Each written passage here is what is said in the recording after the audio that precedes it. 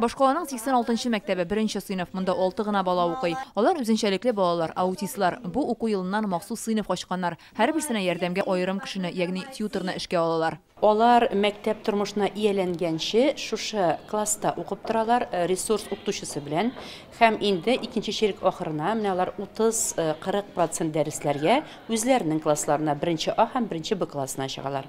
Башка балалар белән шул дәресләрдә өйрәнәләр, укыйлар. Мөмкинлеге шикелләрне социаль тормышка яраклаштыру өчен мондый сыйныфлар Казанның 1-нче һәм 97-нче мәктәбендә бар. Тик бу гына аз, Башкалада шундый 50 сыйныф кирәк. Аларны ачуда төп проблема мәктәпләрдә үзенчәлекле балаларга белем бирүче укытучылар җитмәүде, Илсур Метшин.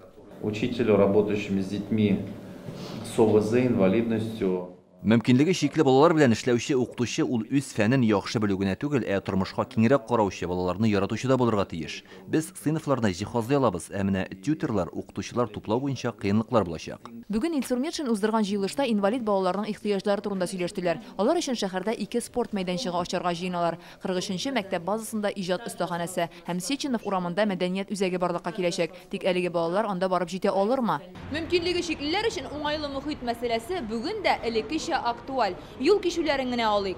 Менә пандуслар, алар менә дә төшә дә алмаслык итеп урнаштырылган.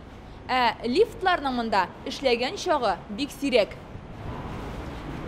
Казанның район башлыклары үзләре тикшергән, сәүдә, күңел ачу, хезмәт күрсәтү оешмаларына керү юлларын караганнар. Мәскәү һәм Киров районнарында 2000-гә якын оешманың 800-дә хилафлыклар табыла. Отдел потребительского рынка обходит все магазины. Безнең белгечләр һәр кибеттә булды. Алар бездә 1000 артык зур сәүдә үзәкләре уңайлы мөхит таләпләрен үтәүгә, ялгышларны төзәтүгә уңай карый, үзгәртәләр дә. Біз аларга күрсәтмә бирәбез һәм алар киләсе елның 2нче кварталына төзәтергә тиеш була. Яңа төзелгән корылмаларда уңайлы мөхит таләпләре үтәлергә тиеш ди мэр. Мы должны требования выставлять. Без аларга үз таләпләребезне куярга тиеш. Бу бит артык чыгым сорый торган әйбер түгел. Брайль шрифты белән язу, пандусларны тиешенчә урнаштыру безнең таләпләр төгәл булырга тиеш.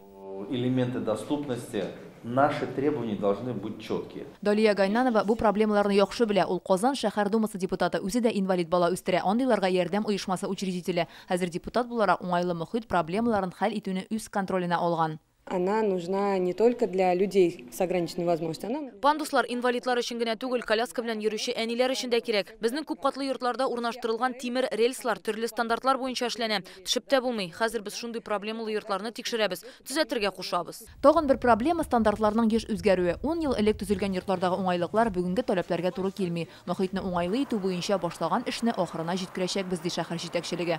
Фәрүзә Мәҗитова, Вадим Илларионов, Яңа гасыр каналы.